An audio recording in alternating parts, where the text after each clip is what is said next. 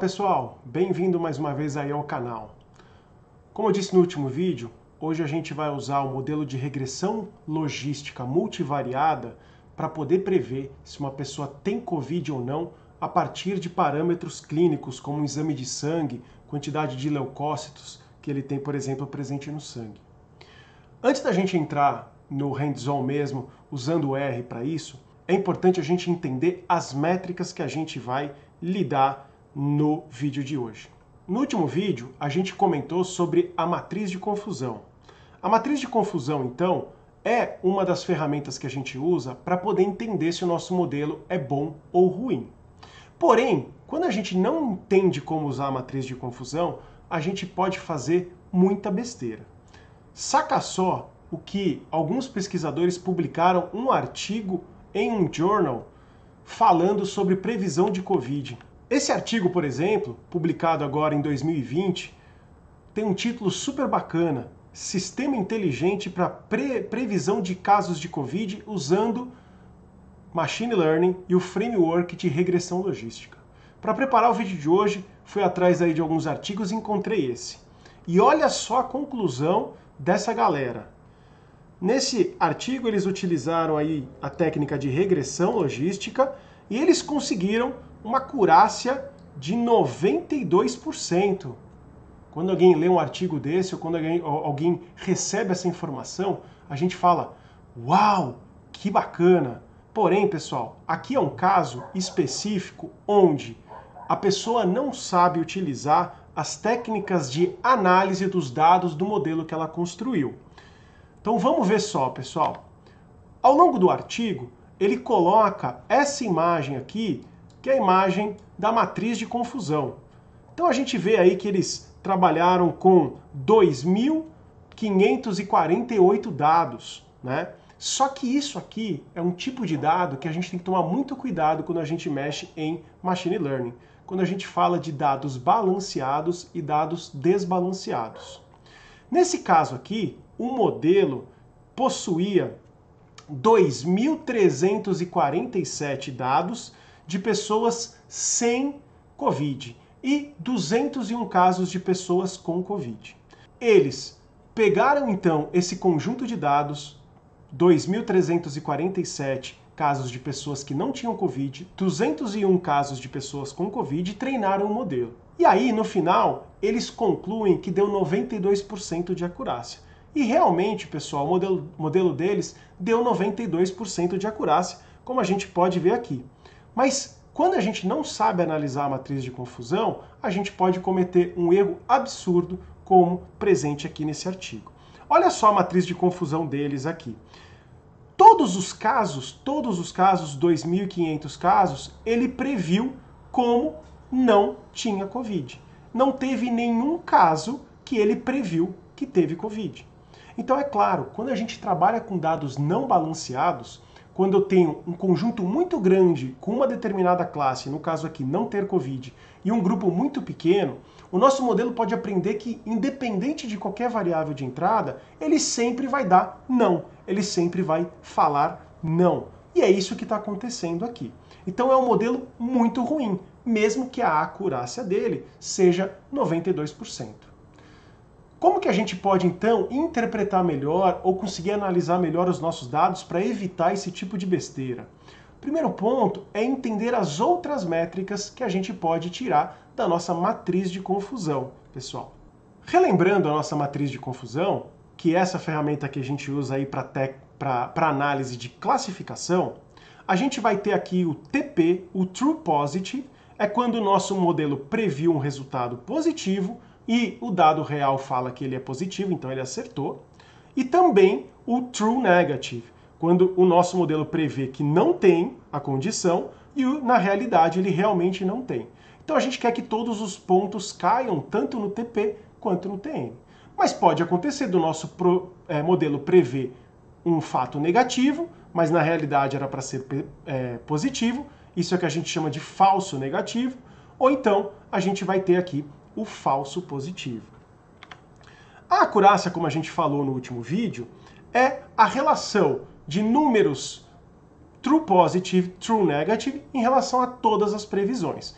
No caso aqui, por exemplo, dessa matriz de confusão, a gente tem aí que ele true positive 40, true negative 30, então ele acertou 70 de 100 casos, ele tem aqui no caso uma acurácia de 70%.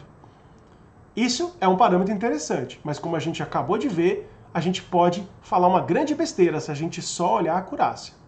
Como que a gente pode saber então se o nosso modelo realmente é bom, principalmente quando a gente trabalha com modelos desbalanceados?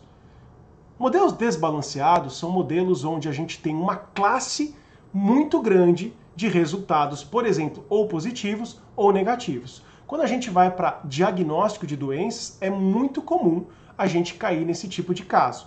Então, por exemplo, a gente vai ter aqui uma base com 1000 dados, onde 200 ou 50 dados são de pessoas que têm aquela determinada doença e os outros 950 são de que não têm. E hoje a gente vai aprender algumas técnicas para a gente poder resolver isso ou pelo menos melhorar o nosso modelo nesses casos. Além da acurácia, outro parâmetro importante é a chamada precisão. A precisão é a razão dos valores positivos previstos em relação a todas as previsões positivas, né? Então aqui na verdade a gente compara tudo que nosso modelo prevê como positivo, o que ele realmente acerta. Nesse caso, o nosso modelo previu 60 casos como positivos, só que 40 eram realmente positivos e 20 ele errou, são os falsos positivos. Então quando a gente calcula a precisão desse resultado aqui, por exemplo, é 67%. Do outro lado, a gente tem mais uma métrica na matriz de confusão, que é chamada aí recall, revocação ou sensibilidade. A sensibilidade é a razão dos valores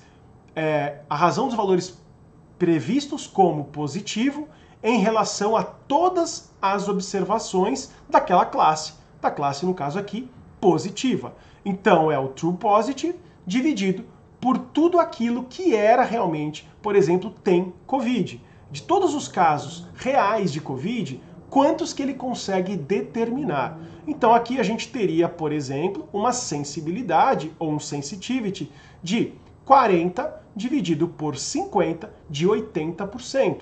Então ele tem uma sensibilidade alta. Por outro lado, a gente pode olhar a especificidade ou seletividade. A especificidade é a razão dos valores que o nosso modelo prevê como negativo em relação a todas as observações dessa classe, no caso, a classe negativa. Então, nesse caso aqui, por exemplo, a gente tem a especificidade desse modelo é 30 true negative dividido pelo total de casos negativos, inclusive aqueles que ele errou. E no caso aqui, a gente então tem uma seletividade ou uma especificidade de 60%. E aí sim, pessoal, quando a gente vai então utilizar a matriz de confusão para poder prever valores, a gente precisa não só olhar a acurácia, mas a gente também precisa olhar estas outras métricas, né? Voltando agora aqui no caso do artigo que a gente acabou de falar, olha só, pessoal, ele tem então uma precisão, né, de 92% nesse caso aqui, mas quando a gente olha para outra classe é zero. Quer dizer, ele não consegue acertar nenhum caso desses 201. Então o modelo dele sempre prevê que as pessoas não têm Covid. Considerando que naquele hospital da onde ele conseguiu esses dados, 2.500 pessoas deram entrada, ele errou só todos os casos de Covid, os 201 casos, porque para todo mundo o modelo deles diz que não tem Covid. Se ele tivesse olhado aqui a revocação, a precisão, a sensibilidade, a especificidade, aí sim a gente conseguiria entender se o modelo é bom ou ruim, e aí os pesquisadores poderiam ter falado que esse modelo é péssimo, ele não serve para nada. Aqui, por outro lado, é um artigo publicado na Nature que não usou regressão logística, mas não é esse o caso. É analisar o resultado a partir não só da métrica da acurácia, mas também outras métricas aí por trás. Então aqui a gente pode ver que eles tiveram lá uma sensibilidade de 87,3% e uma especificidade de 71,98%. Então aí sim eu começo a ter uma visão melhor do nosso modelo, no caso aqui o modelo desses pesquisadores. Não basta só a acurácia, mas é importante com que a gente também entenda outros parâmetros. Bom, mas para a gente poder entender aí em cima de um hands-on, vamos aí de novo para o R. Então não esqueçam, pessoal, baixem aqui no repositório os arquivos que a gente vai usar aí no vídeo de hoje. Bom, pessoal, o primeiro arquivo que a gente vai começar é o Logistic Reg COVID Einstein. Abram esse arquivo aí, estou abrindo aqui o meu. Lembrando, pessoal, depois que a gente abrir aí o nosso arquivo, a gente precisa também baixar o nosso conjunto de dados que a gente vai usar. No caso, é o arquivo Einstein Dataset modred.csv. Não esqueçam de, assim que abrir, navegar até o diretório onde estão os seus dados, dar um Open, More, Setting as Working Directory, ok? Para essa análise que a gente vai fazer, a gente vai usar algumas outras bibliotecas aí. Então, pessoal, o primeiro passo é a gente entender que dados que a gente tem e depois a gente aplicar a técnica e depois analisar aí com muito mais profundidade. Então, o caso aqui é só abrir aí as bibliotecas. Caso você não tenha alguma dessas bibliotecas, é só dar um install.package, o nome da biblioteca, ele vai lá no repositório do CRAN, baixa essa biblioteca e instala aí no seu R, ok? Então, aqui no caso, a gente carregou, a gente tem 601 observações com 111 variáveis, com 111 colunas. A função glimpse, que é dessa biblioteca Table aqui, ela é bem legal para a gente poder dar uma olhadinha aí em todas as colunas que a gente tem. Então ele dá aí uma ideia do que a gente tem, tá? Claro que a gente sempre pode clicar aqui em cima e ver. Então aqui a gente tem um monte de pacientes, aí no caso 601 registros. A coluna Age Quantile é o quantil da idade. Então eles pegaram a faixa de idade de 0 a 110 anos, por exemplo, 100 anos, as pessoas que foram lá, e dividiram aí em 20 faixas, tá? Em 18 faixas. Na verdade, a gente pode dar aqui um summary. Quando a gente dá o summary, ele faz uma análise básica estatística em cima de todos os dados. Então a gente tem aqui, no caso do Age Quantile, variando entre 0 e 19. Ele tem 19 faixas, como tem a 0, então 20 faixas de idade, ok? E aí ele vai te dar aqui a média, a mediana, o quartil e assim por diante. A coluna SARS-CoV-2 Exam, ela vai ter uma saída 0 ou 1.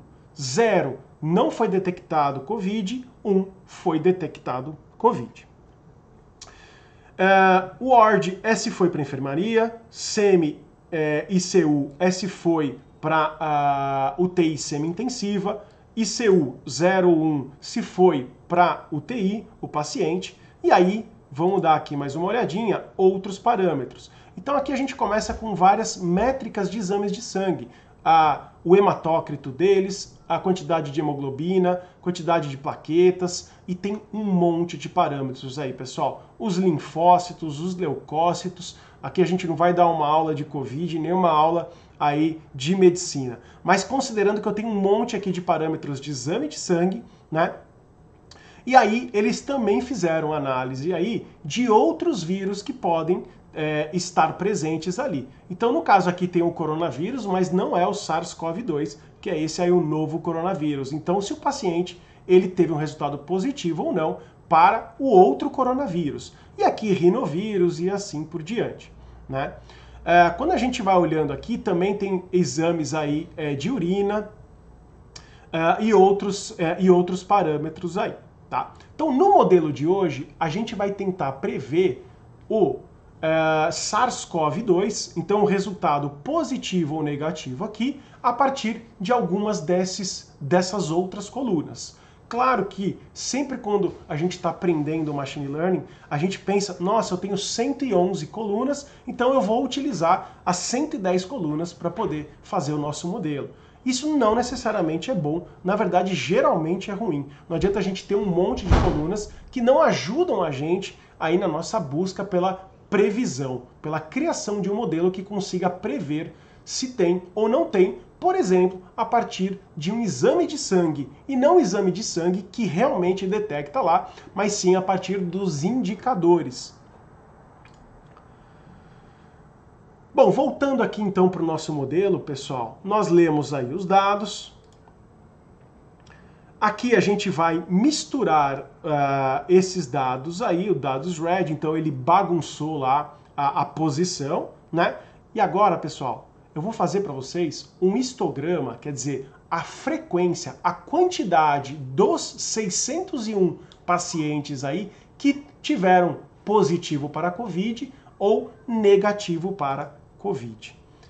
Aqui a gente já tem que tomar muito cuidado, pessoal. Essa aqui é uma base de dados que a gente diz desbalanceada.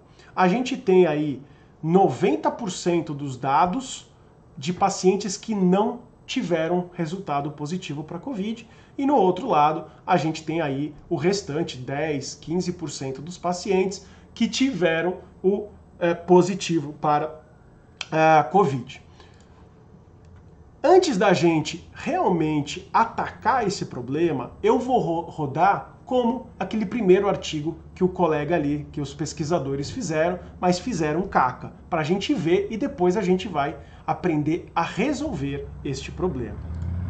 Como a gente já viu nos outros vídeos, a gente começa aí separando um conjunto de treinamento, um conjunto de teste, no caso aqui 70%, então 420 das observações a gente vai usar para treinar, 181 para testar.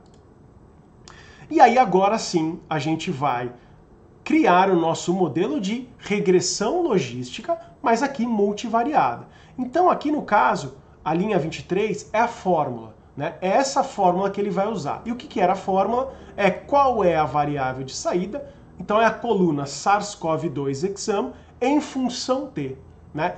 Antes de preparar esse vídeo, eu fui treinando ali com diferentes colunas para entender qual tinha maior ou menor impacto.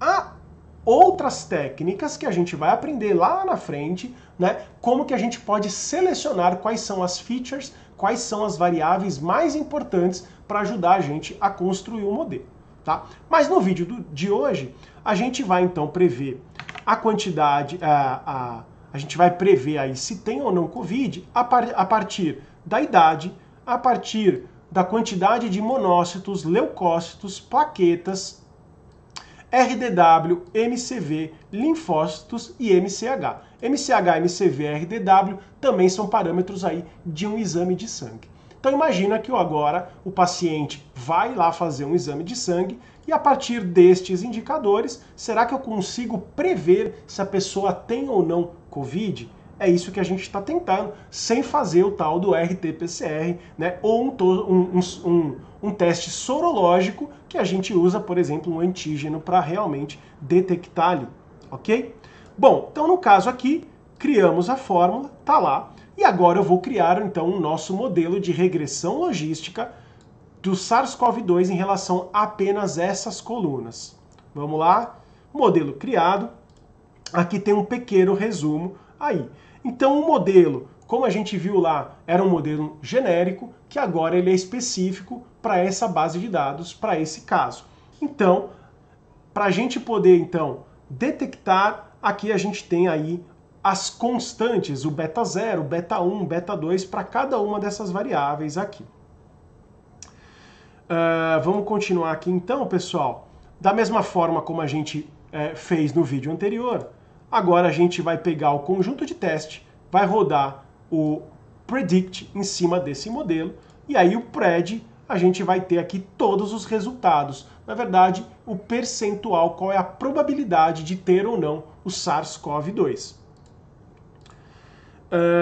E aí, pessoal, como no vídeo passado, a gente pode começar aqui considerando se a probabilidade for maior que 50%, eu falo que ele tem SARS-CoV-2. Se for menor que 50%, eu falo que ele não tem SARS-CoV-2. Então eu vou começar fazendo essa consideração. 50% aqui como o limiar que transforma entre ter ou não ter.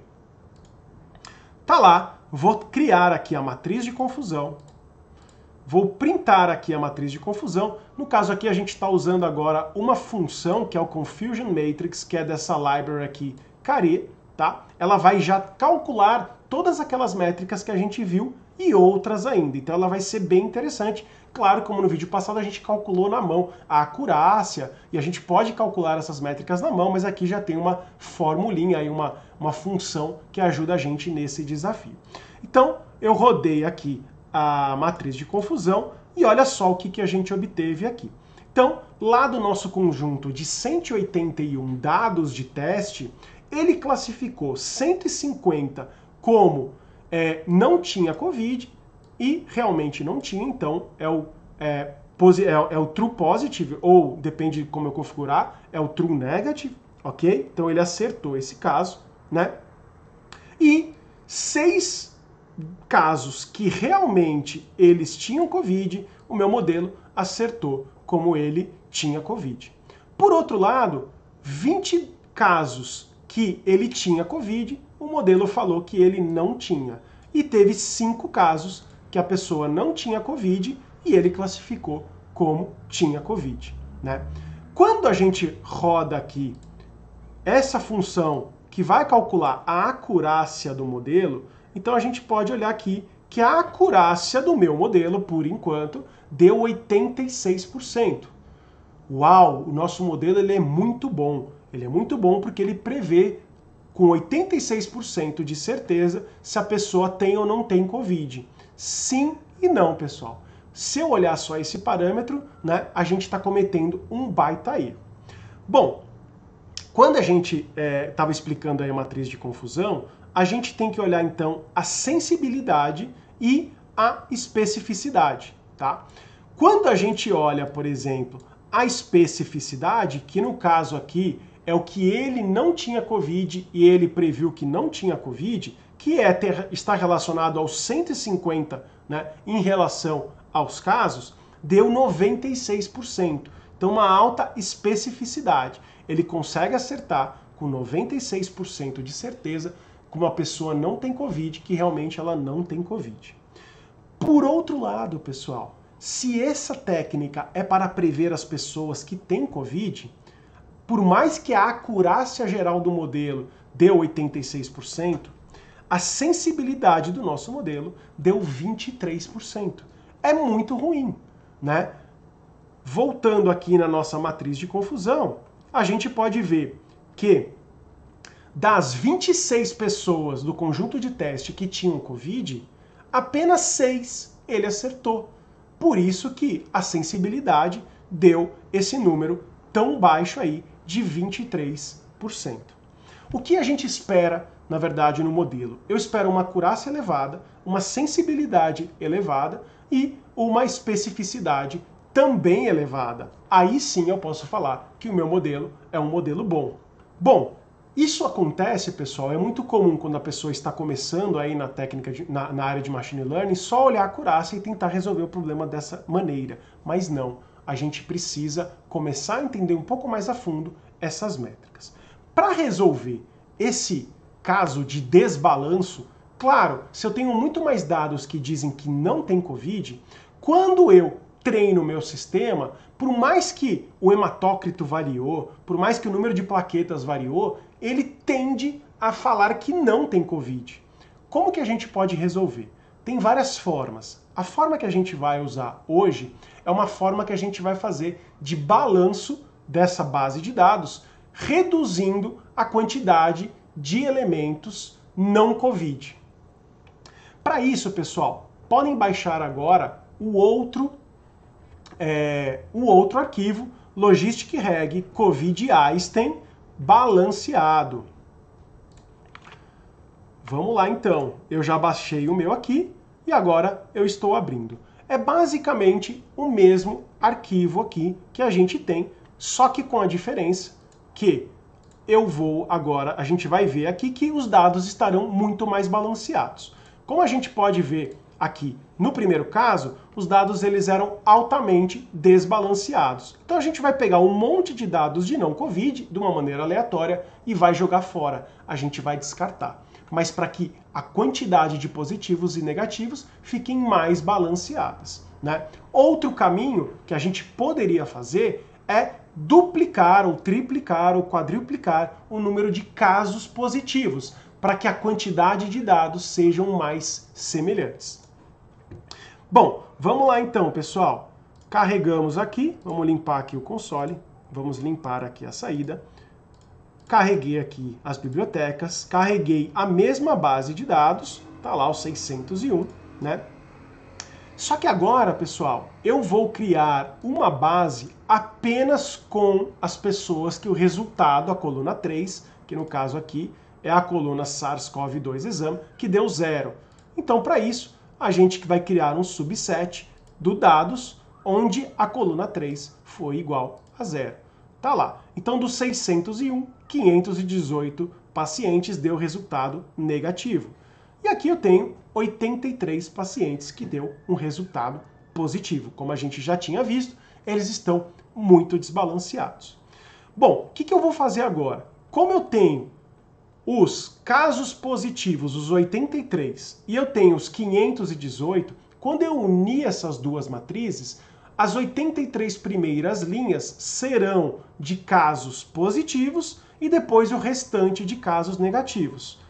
Então agora a matriz dados red, eu tenho 83 casos positivos, tá ali, ó, tá lá 83 casos positivos, e daqui para baixo são todos os casos negativos. Foi uma maneira, na verdade, da gente separar, se você quiser fazer uma análise mais profunda de quais são as variáveis mais importantes, você poderia fazer acima disso, mas no caso aqui é uma forma da gente organizar a nossa matriz, porque agora eu vou pegar da base de dados, em vez de eu treinar e testar em cima dos 601 dados, a gente vai pegar só os 180 primeiros dados, né?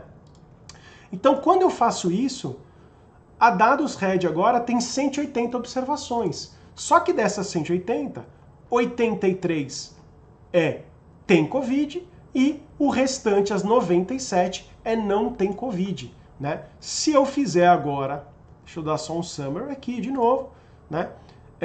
Aqui agora eu vou, como está organizado em tem Covid e não tem Covid, eu vou dar uma bagunçada nisso aí, né? Usando esse sample aqui. Agora ele jogou lá dados positivos, negativos, ele deu uma misturada em tudo lá, ó, 0, 0, 0, 1 e aí por diante, tá? E agora sim eu vou fazer o histograma. Então agora a gente vê que 55% aí dos dados, né, por aí não tem Covid e o outro conjunto é o que tem Covid. Então a gente está balanceando o nosso conjunto de dados para aí sim poder fazer um modelo mais assertivo, tá? Lembrando, pessoal, que se eu fosse realmente colocar isso em um hospital, em produção, eu não rodaria isso apenas uma vez. A gente variaria aqui a semente aleatória, pegando conjuntos diferentes. A gente faria algo mais profundo. Mas, de novo, a gente já está muito mais profundo até do que os nossos colegas ali naquele artigo científico. Bom, da mesma forma como a gente fez anteriormente, 70% desses 180 a gente vai usar para treinar. O restante a gente vai usar para testar. Então, 125 observações para treinar, 55 para testar. É a mesma fórmula SARS-CoV-2 em função da idade, monócitos, leucócitos, plaquetas, RDW, MCV, MCH e linfócitos. Gerei a fórmula, treinei um modelo de regressão logística multivariada. Tenho agora de novo aí os parâmetros, né, relacionados lá, que são os que transformou o nosso modelo genérico em um modelo específico para resolver esse tipo de caso. A gente faz a previsão e aí a gente faz a matriz de confusão novamente, né? E agora a gente pode olhar, claro que eu tenho menos dados, né, de teste, então a matriz está menor. Mas vamos olhar agora o que a gente tem aqui, né? Então, primeira coisa, pessoal, 22 dados, ele não tinha Covid, e o modelo previu que não tinha. Boa. 16 casos, ele tinha Covid e o modelo previu que tinha, também acertou. né? Porém, pessoal, 14 casos que tinham Covid, o modelo errou, e no caso aqui, 3 casos que não tinham Covid, o modelo disse que tinha, tá? Quando a gente roda aqui a matriz, a Confusion Matrix aqui, e depois a gente printa esse resultado, o que a gente pode ver agora? Nossa, a acurácia caiu para 69%. Opa, piorou? Sim e não. A acurácia piorou, só que, por outro lado, a sensibilidade melhorou muito e a especificidade piorou um pouco. Mas não é ruim, porque na verdade a gente quer aumentar a sensibilidade. Eu quero que essas 3 métricas estejam muito boas, estejam altamente positivas. Há mais um parâmetro que a gente pode utilizar para poder ajustar a regressão logística. Vamos voltar um pouquinho aqui atrás. Lembra que o modelo de regressão logística, ele gera uma probabilidade entre 0 e 1, né? Entre 0 não tem e 1 tem, mas é um número contínuo. E a gente sempre aplica a métrica aqui para qual é o limiar que eu vou decidir que tem ou que não tem. No caso, a gente usou 50%. Mas é comum e a gente pode sim, pessoal, construir o nosso modelo mudando esse limiar. Então eu vou trocar esse limiar aqui, por exemplo, de 50%, eu vou colocar em 40%. E aí vamos rodar de novo para ver o que acontece. Então agora 40%, criei a matriz de confusão e olha lá. Agora a nossa acurácia subiu um pouquinho, foi para 73%. Em compensação, sensibilidade também subiu e a especificidade continuou a mesma aí, né? Então sim, a gente pode mudar valores aqui, que é o nosso threshold, é o nosso limite aí, para a gente poder entender se o nosso modelo vai piorar ou melhorar. Agora aqui eu tenho uma acurácia de 78%, eu tenho uma sensibilidade de 73% e tenho uma especificidade de 84%, né?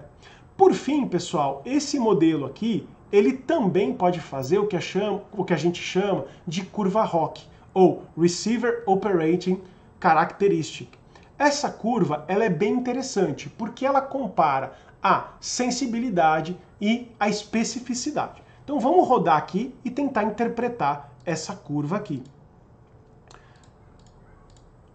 Bom, o que a gente vê aqui, pessoal? A gente vê que essa linha cinza aqui é a linha de 50% de acertar ou de errar. Sem modelo nenhum, se eu jogar uma moeda para cima, o cara chega no hospital, e aí, doutor, eu tenho Covid ou não? Eu jogo a moeda e aí eu posso falar sim você tem, sim você não tem, depende do que a moeda cair. É essa curva cinza. Quanto mais esta reta aqui em preto, ou deixa eu dar um zoom aqui, quanto mais esta reta aqui estiver próxima a essa linha cinza, pior é o nosso modelo, ele não consegue separar nada entre as duas classes. O que a gente gostaria? A gente gostaria de uma curva desse jeito que sobe aqui. Então ele teria uma especificidade de 100 e ele teria uma sensibilidade de 100% e uma acurácia de 100%. Esse é o ideal, dificilmente você vai ter um modelo de machine learning que chega próximo disso, tá? No caso aqui, então a gente vê uma relação entre a especificidade e a sensibilidade, e a gente tem aí uma curva, a área sobre a curva de 78%. Isso aqui está relacionado à acurácia e é um bom resultado. Agora eu vou rodar este mesmo caso mudando aqui o nosso limiar. Então eu vou voltar lá para 50%. Fiquem olhando aqui. Agora deu 72%. Então veja que conforme eu mudei o parâmetro, a curva ela andou mais para cá, o que ela melhorou. Então sim, eu posso variar aqui o número para poder encontrar um modelo melhor, ok? E aí se eu comparar agora, deixa eu abrir aqui de novo o arquivo que eu fechei, o que não era balanceado, eu vou rodar de novo e a gente vai comparar aí, olha lá. Deixa eu colocar aqui 50%. Vamos ver aqui a curva ROC. Olha só quanto é que deu, pessoal. Muito ruim, né? Muito para baixo. Eu esperava aqui em cima. A sensibilidade deste modelo inicial lá, que não era balanceado, estava muito ruim. Aqui também ruim, agora aqui já está melhor, e esse aqui foi o melhor caso que a gente conseguiu até agora. Então, pessoal, a dica do vídeo de hoje é: regressão logística sim dá para fazer multivariada. Segundo passo, a gente tem que entender os outros parâmetros além da acurácia na matriz de confusão, principalmente a sensibilidade e a especificidade, né? Considerando agora todo esse conjunto, a gente consegue ser muito mais assertivo se o nosso modelo é bom ou ruim. Espero que vocês tenham gostado. Qualquer coisa, coloquem as dúvidas aí no canal. Valeu, galera!